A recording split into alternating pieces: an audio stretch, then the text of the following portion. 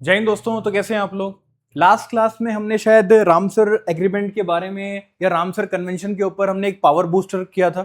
आज ये power booster का चौथा एपिसोड है और आपको पता है कि पावर बूस्टर एपिसोड्स में हम क्या करते हैं, मात्र 10 से 15 मिनटों के अंदर हम कई सारे क्वेश्चंस और टॉपिक को डीपली इलस्ट्रेट करते हैं और एक्सप्लेन करते हैं और एनालाइज करते हैं। ठीक है, तो रामसर कन्वेंशन के अंदर जब मैं बात कर रहा था कि भारत का पहला रामसर साइट जो है वो थी चिलिका लेक और साथ में राजस्थान का कियोलादेव नेशनल पार्क।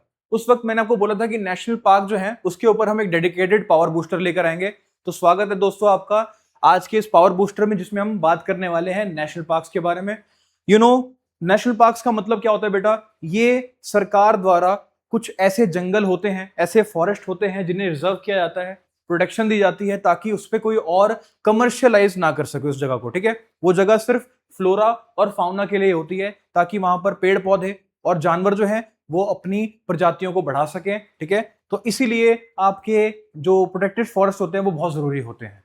इन्हीं प्रोटेक्टेड फॉरेस्ट को बहुत सारी कैटेगरीज में बांटा गया है, जैसे कि national park, wild life century और आपके रिजर्व जो होते हैं, एनिमल रिजर्व होते हैं, टाइगर रिजर्व हो गया, एलिफेंट रिजर्व हो गया, इस तरीके से। अब इन तीनों में डिफरेंस क्या है, एक national park, wild life sanctuary, wild life reserve, इन सब में फर्क क्या है, उसके लिए आपको वेट करना पड़ेगा हमारे अगले पावर बूस्टर के लिए, क्योंकि आज हम सिर्फ नेशनल पार्क्स के बारे में बात करने वाले हैं। तो विदाउट फर्दर अडू जंप करते हैं अपने टॉपिक के ऊपर। उससे पहले कुछ आर्टिकल्स पढ़ते हैं, ठीक है, क्योंकि जरूरी है। कॉम्पिटिटिव एग्जाम्स का मेन मुद्दा ही यही है बेटा, क्वेश्चन कहीं से भी कैसे भी आ सकता है। संविधान के आर्टिकल 48 के ए के अंदर लिखा हुआ है कि आपको क्या करना है, एनवायरमेंट को प्रोटेक्ट करना है।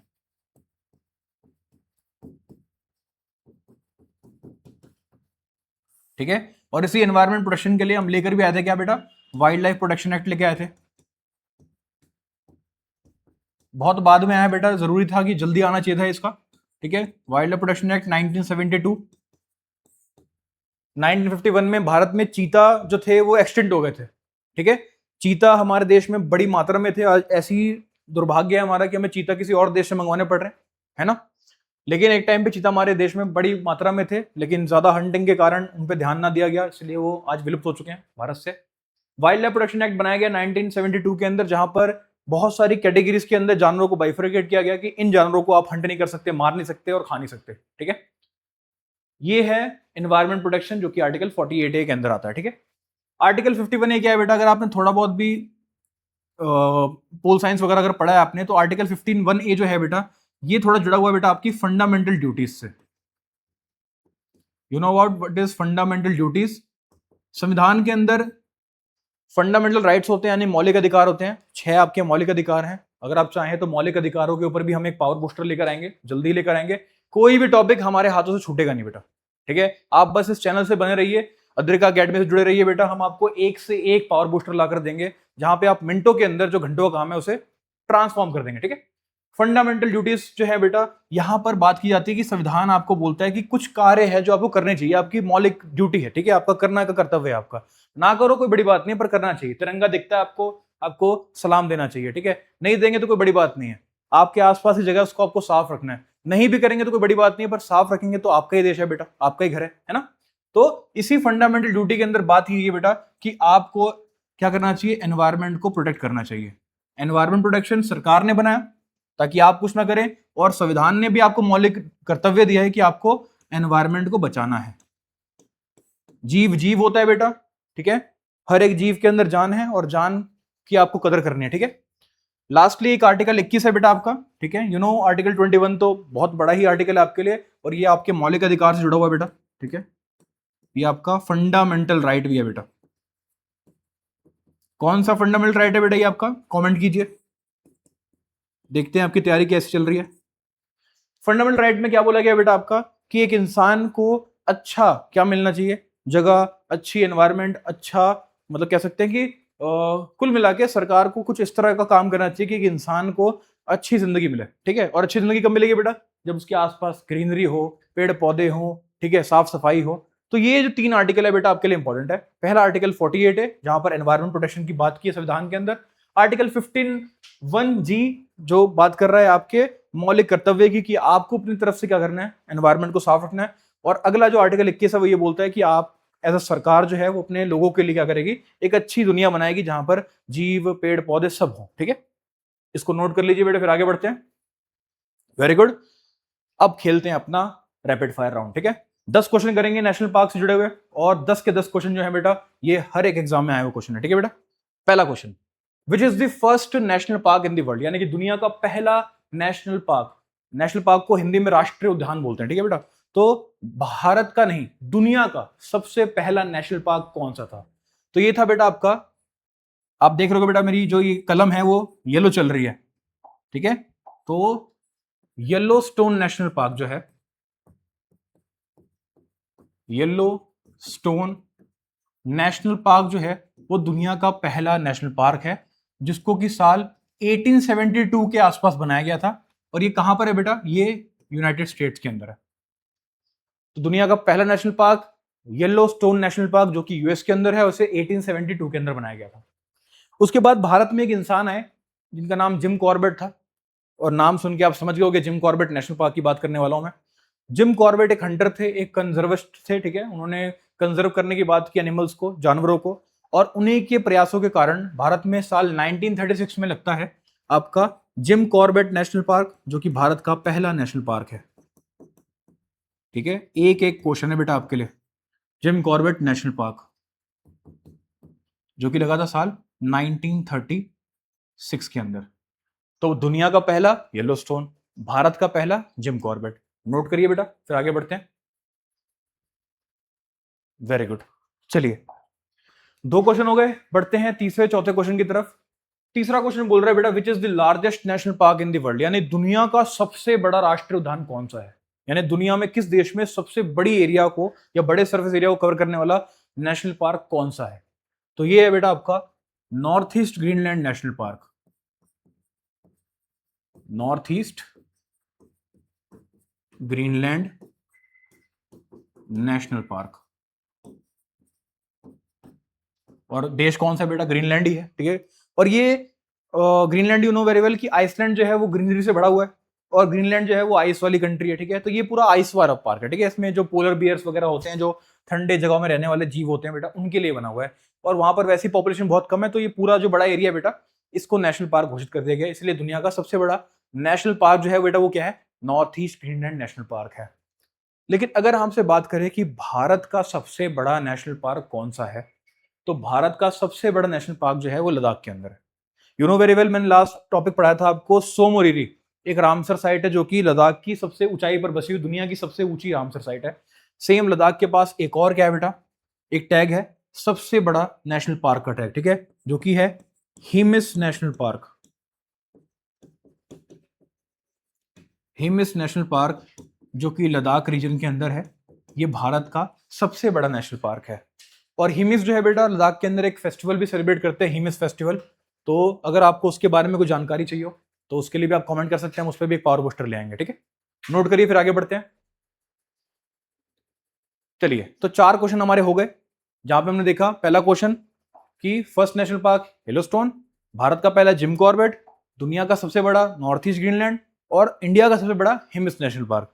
अगला क्वेश्चन बनेगा आपका कि दुनिया का सबसे छोटा नेशनल पार्क कौन सा है? दुनिया का सबसे कम एरिया में बना हुआ छोटा नेशनल पार्क कौन सा है? तो ये बेटा आपका सीचल्स नाम की कंट्री है, जहां भी पीएम मोदी गए थे। ठीक है, जहां पे वो एक बहुत ज्यादा उम्र दराज जो आपका टर्टल जोनाथन, ठीक है, अगर आपसे कोई पूछे सबसे लंबा जीने वाला जानवर जो है कौन है, तो आपका वो एक टर्टल है, जोनाथन नाम है उसका। अभी हाल ही में पीएम मोदी गए थे सीएचएल्स में, तो वहां पे वो दिखाया गया था वो टर्टल। ठीक है, तो सीएचएल्स नाम की कंट्री के अंदर एक आपका क्या है नेशनल पार्क, जिसका नाम है मोएने आइलैंड नेशनल पार्क।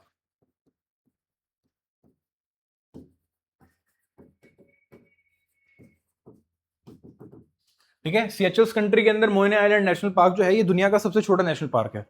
लेकिन अगर आपसे पूछे which is the smallest national park in India, Bharat का सबसे छोटा नेशनल पार्क कहां पर है बेटा? तो वो है अंडमान निकोबार के अंदर, और उसका नाम है south button island national park.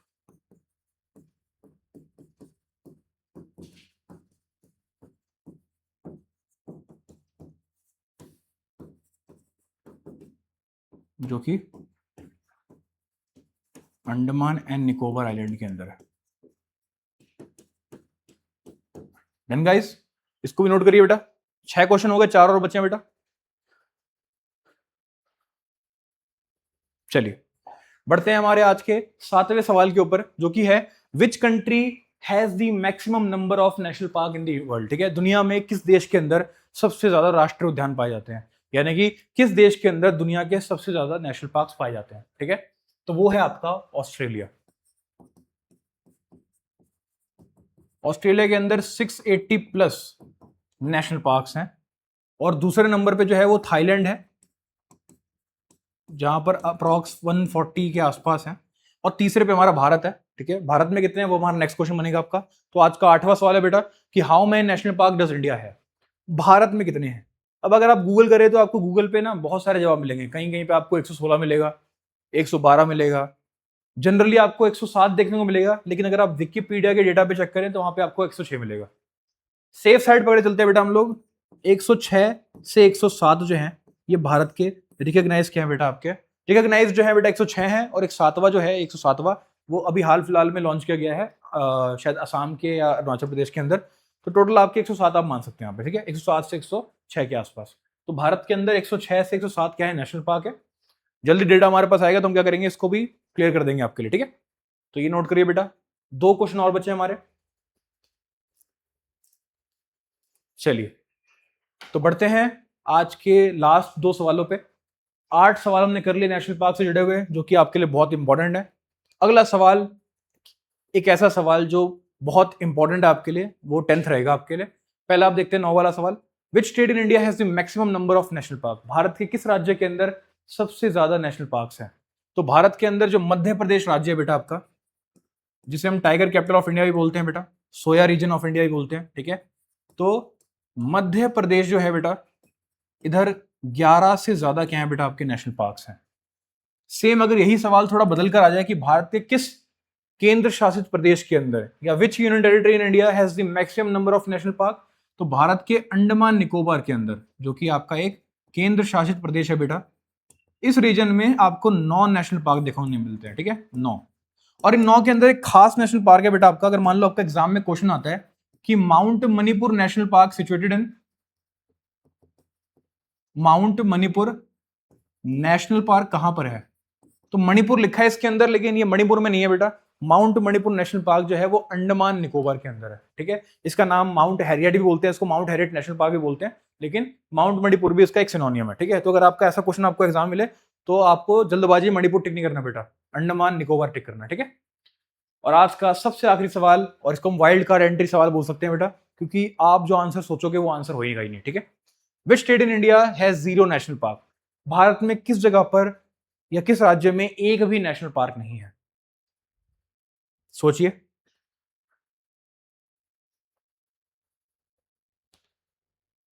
सोचने के बाद इतना मैं जानता हूं कि आप में से 90% लोगों ने आंसर पंजाब तो बिल्कुल नहीं सोचा होगा। ठीक है, और इसका आंसर पंजाब ही है बेटा। ठीक है, Punjab is the only state in India. ठीक है, पंजाब भारत का ही इकलौता ऐसा राज्य है जहां पर कोई भी नेशनल पार्क नहीं है। लेकिन ऐसा नहीं कि यहाँ पर कोई वाइल्ड लाइफ सेंचुरी नहीं है बेटा, यहाँ पर 12 से 14 क्या है बेटा आपकी वाइल्ड लाइफ सेंचुरीज भी हैं, बायोस्फीयर रिजर्व्स भी हैं। ठीक है, तो इतने रिजर्व होने के बाद, सेंचुरीज होने के बाद क्या है, पंजाब में एक भी क्या नहीं है बेटा, नेशनल पार्क नहीं है। ठीक है, ऐसे ही क्वेश्चन क्या करते हैं बेटा, एग्जाम में आते हैं और आप वहां पर मात खा जाते हो। ठीक है, तो ये थे हमारे आज के टॉप 10 सवाल जो कि नेशनल पार्क से जुड़े हुए थे और आपसे पूछे जा सकते हैं कॉम्पिटेटिव एग्जाम्स के अंदर। तो अगर आपको हमारा ये आज का पावर बूस्टर पसंद आया तो कमेंट कीजिए और साथ साथ पढ़ते चलिए। नेक्स्ट क्लास में हम बात करेंगे आरबीआई की पूरी जानकारी के बारे में। ठीक है, तब तक के लिए जय हिंद दोस्तों।